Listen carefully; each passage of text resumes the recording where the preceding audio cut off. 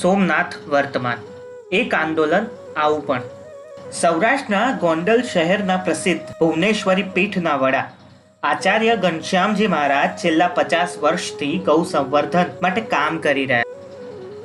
એમના માર્ગદર્શન હેઠળ ચાલતી ગૌશાળામાં અત્યારે 250થી વધુ ગીર ગાયોનો ઉછેર થઈ રહ્યો છે. ગોંડલની આ ગૌશાળા દેશમાં ગીર ગાયના સંવર્ધન કેન્દ્ર તરીકે જાણીતી બની છે. અસલ ગીર ગાયની નસલને બચાવવા આચાર્ય એક આંદોલનના રૂપમાં કાર્ય કરી રહ્યા છે. આચાર્ય ઘનશ્યામજી મહારાજના પિતા જીવારામ કાલિદાસ શાસ્ત્રી ગોંડલ સ્ટેટના રાજવૈદ્ય હતા.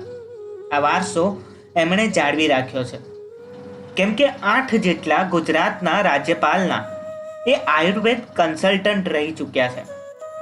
એક પ્રખર આયુર્વેદાચાર્ય હોવા ઉપરાંત એ એક ગૌપ્રેમી તરીકે દેશમાં ગાયોને બચાવવાના કામમાં સરકાર ઉપરાંત અનેક સંસ્થાઓ સાથે જોડાઈને દાયકાઓથી કાર્ય કરી રહ્યા છે. 80 વર્ષની ઉંમરે પણ ઘનશ્યામજી મહારાજ યુવાનને શરમાવે એવી સ્ફૂર્તિ સાથે ગૌ સેવાનું કાર્ય કરી રહ્યા છે. વહેલી સવારે ગૌશાળામાં પહોંચી જઈને ગાયોની સાર સંભાળ લેવી એ તેમનો નિત્યક્રમ બની ગયો છે. જોકે એમની આટલી ઓળખ પૂરતી નથી. કાઠિયાવાડી અશ્વોના સંવર્ધન માટે પણ ઘનશ્યામજી મહારાજ વર્ષોથી કાર્યરત છે. ગુજરાત અને ભારત સરકારના પશુપાલન વિભાગ હેઠળના બોર્ડમાં ટ્રસ્ટી અને સલાહકાર રહી ચૂકેલા આચાર્ય ઘનશ્યામજી મહારાજે બ્રાઝિલ જઈને ગૌધન બચાવવા આધુનિક પદ્ધતિઓનો અભ્યાસ કર્યો છે. ભારત સરકારે એક સમયે ગૌધન વધારવા સિમેન્ટ ડોઝ આયાત કરવાનો નિર્ણય લીધો હતો, ત્યારે ઘનશ્યામજીએ એનો જોરદાર વિરોધ કર્યો હતો. ઘનશ્યામજી કહે છે, ભારતના જુદા જુદા પ્રદેશોમાં ગાયો એક ચોક્કસ વાતાવરણમાં ઉછરી રહી છે. દરેક પ્રાંતની ગાયોની ખાસિયત છે. ગુજરાતમાં ગીર અને કાંકરેજ નસલની ગાયોની એક અલગ ઓળખ છે. ગાયનો વંશવેલો વધારવા સ્થાનિક સ્તરે પ્રયાસો કરવાને બદલે જો વિદેશથી સિમેન્ટ ડોઝ આયાત કરવામાં આવશે તો આપણી અસલ નસલ ખતમ થઈ જશે.